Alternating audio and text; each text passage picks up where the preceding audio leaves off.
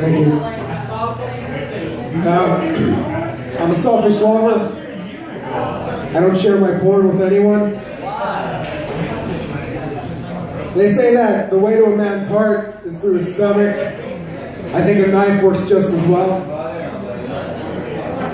They also say that the worst quality a woman can ever see in a man is desperation. But I say, why won't you love me? I want to paint a mental canvas for you guys about something I did for the first time. Here it goes. Whale watching. There's water, some things that aren't water, and then some more water. That's pretty much it. The universe is amazing, you guys. Just the fact that we exist is incredible, because if you really think about it, if the Big Bang Theory is correct, and so far it hasn't been disproven, what happened was there was a huge explosion, the universe expanded, and since the universe is still expanding, that explosion is still going on right now, and that's where we were created. That's like a flower blooming on the edge of a mushroom cloud. Whoa, I'm not even high. And you take into account our planet and its history, the dinosaurs, the rise and fall of empires, the industrial age, technology, and soon we're going to reach the stars, and I masturbate for a hobby. What a waste. Fellow hobbyist over here. When I was young, I was still learning, so I would take everything literally. And my teachers, they would tell me to dream big. Now look at me. It's fucking assholes. I've been trying to eat better though. I reduced my salt intake to lower that water weight. And I started thinking recently that maybe I should start cutting myself for the first time in my life to get rid of some of that pesky blood weight. Yeah. Although it is, I've been going to the gym, I've been trying to get skinnier, and the people that know me, they're like, Carlos, that's great, you're doing something positive for yourself, keep it up. I don't want to be the one to break it to them that, no, it's not positive. I just want there to be less of myself for me to hate. Yeah. It is a nice boost of confidence, though, walking into convenience stores now, though. I'll walk in the door, and I'll hear like, dun, dun, dun, dun. There's no third one? Progress. You guys ever notice how shopping at Costco is kind of like buying drugs? Like, walk in there, there's somebody at the door, it's like, who the fuck are you? What the fuck are you doing here? I came to buy some stuff, man. Yeah, but who told you about this place? Oh, I have a card. Oh, well shit, why didn't you just say you were cool, man? Come in. You walk in there, a bunch of new sights, sounds, and smells just hit you like a wall. You don't even know where to start. I know where to start. Fucking free samples, that's where you start. Got little old ladies peddling their shit at you. It's like, hey, try some of this juice. It's organic. It's good for you. And it is. It's very tasty. Start buying that shit in bulk. It's also like buying drugs because there's two types of people that go into Costco to shop. You got like the super rich white people that are like, fuck your grocery cart. I'm bringing in that long-ass orange dolly to load up a fucking moving truck. That's like the people that buy Coke and shit. And you got minorities that are buying shit way above their means. Like, come on, you can't afford that. You have a family. What are you doing? And no matter what happens, you're getting out of there with at least $100 worth of stuff, man. You're not going with two figures there. You go home, and you're at the couch, and you're like, well, fuck it. Who needs life insurance, right? I got my Costco.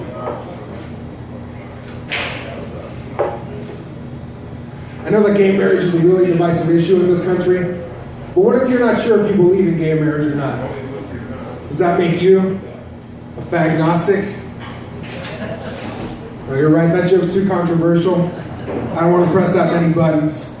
So instead, I'm just going to compare black people and Mexicans. See, I think it's really funny. The way that black people are always like, run, run, it's the police. The Mexicans are always like, corre, corre, es la policía. So different, you guys. Just different cultures. Or the way that black people always get big blocks of government cheese. Mexicans always get big blocks of government cheese with a fucking jalapeno on top. By the way, I think it's completely unfair that minorities get advantages with things like affirmative action, while white people, they have to scrape by with things like inheritance, health insurance. Who here remembers that old TV show board game? It was everywhere back in the day. Where in the world is Carmen Sandiego? Yeah, I fucking love that game. I played it throughout my entire childhood. But I'm Mexican, so I had to play the knockoff version. It was called Where in San Diego is Carmen? To be honest with you guys, my mom's name was Carmen. I never actually found her. Don't say, these are jokes. None of this is real. Like the Easter Bunny or love. I was dating a girl for almost 2 years, and I wasn't going to jump into marriage anytime soon because honestly, I'm not into jumping of any kind, really. But I really didn't think she was the one.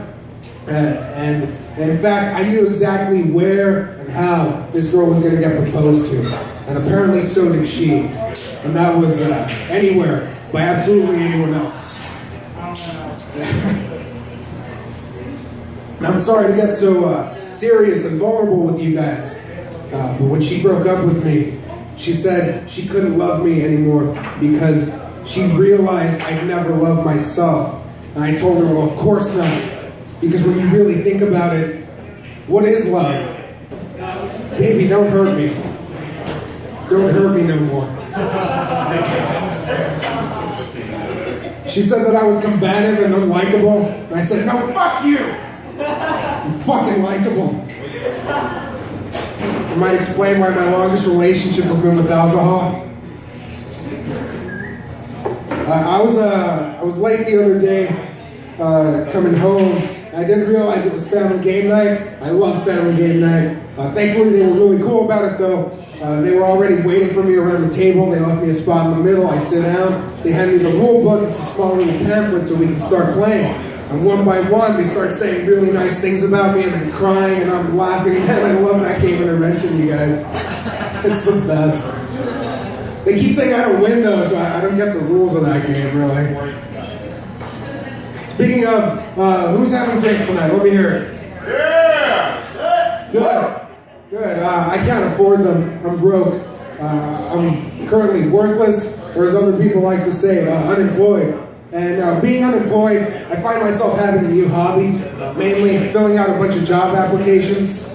I would say that comedy is my hobby, but I see it more as a part-time job, where I get paid in blank stares and the occasional chuckle. Now the worst part about filling out so many applications is never getting a call back, even if you don't get the job. It's soul-crushing, and it breaks you down, you know, as an individual, like not getting a laugh after that great line. Strike two. Too late, fuckers.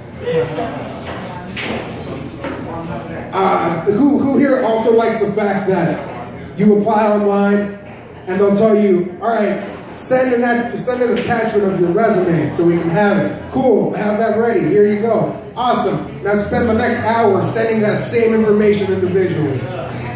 You don't have enough shit to do during the day. I don't know why they don't want me. Maybe I should stop filling out my applications with my I'mLazy@hotmail.com email address. It might be a thing. Here's the thing though, right now I'm cool, calm, and collected for you guys. But at home, I'll find myself screaming. And no one in particular, just angry, like, I gave you my goddamn social security number, and you won't even give me a courtesy fuck you call? Like, hey, we don't want you here. So that I'm not at home, just hoping for anything. Which really, I'm old enough now to have learned not to do stupid shit. You know, like hope. Because that never works. Worst example is a library assistant's position. I turned in the application half an hour before the cutoff time, and I say, I'm really sorry. She said, don't worry about it. It's been up for a month. You're the only one that's applied. With half an hour to go, I don't think anyone else is going to make it in time, so I'm pretty sure you got the job. I go home just happy, like, yes! Then I jerk off, because I can finally afford the fucking lotion. And I wait, and a week goes by. Do you know what they did? I fucking canceled the position. Instead of giving it to the one person that could have helped, wanted the job, had the qualifications, mainly, can you alphabetize, are you literate? They just didn't. And it sucked. It was like losing an election. Only I was running unopposed on this one. I was just at home, depressed. To be honest, I still don't know what to say about it, even now in front of all of you guys. Other than, I guess, that shitty feeling you guys have because I gave this joke such an anticlimactic ending. That's just a fraction of what I felt when they didn't give me that fucking job. Alright, before I go, I want to tell you guys my favorite quote to live by. It's by the existentialist Kierkegaard, great thinker. And it goes like this. Weigh yourself before and after taking a dump. And if that number's ever the same, you'll know your shit is meaningless. Alright, thank you very much. My name is Carlos Mendez. I'm going to give this back to your host, Kendra.